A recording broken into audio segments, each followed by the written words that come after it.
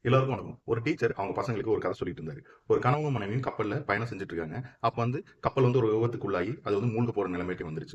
அப்ப பார்த்தீங்கன்னா, அங்க ஒரே ஒரு படகு தான் இருக்கு. அதுல ஒருத்தர் தான் தப்பிக்க முடியும். அப்படி இருக்கும்போது அந்த கணவர் அந்த மனைவிய விட்டுட்டு அவர் மட்டும் அந்த படகுல ஏறி தப்பிச்சு வெளிய வந்துட்டு இருக்காரு. அப்போ அந்த மனைவி அந்த கணவர்ட்ட என்ன சொல்லியிருப்பாரு அப்படின்னு சொல்லி அந்த பசங்க கிட்ட கேட்டாங்க. ஒவ்வொருத்தரும் ஒவ்வொரு பதில் சொல்லிட்டு இருந்தாங்க. ஆனா ஒரே ஒரு பையன் மட்டும் அமைதியா இருந்தான். அவங்ககிட்ட ஆசிரியர் கேட்டாரு, "என்னப்பா நீ சைலண்டா இருக்க? நீ எதுவும் பதில் சொல்லியா?" அப்படின்னு கேட்டதுக்கு அந்த பையன் சொன்னான், "குழந்தைய மட்டும் நல்லா பார்த்துக்கங்க" அப்படின்னு சொல்லி அந்த மனைவி சொல்லியிருப்பாங்க சார் அப்படின்னு அவர் சொன்னான்.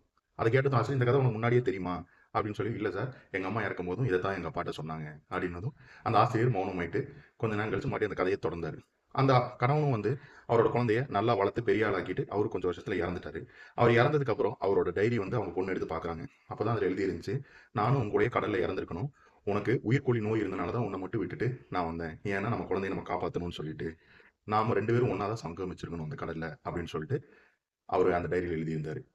அப்பதான் அத சொல்லிட்டு அந்த ஆசிரியர் அந்த கதைய முடிச்சாரு. அப்பதான் அவர் சொன்னாரு, "நம்ம வாழ்க்கையில நல்லது கெட்டது எது வேணாலும் நடக்கலாம். அதுக்கு என்ன காரணம்னு கூட நமக்கு புரியாம இருக்கும்.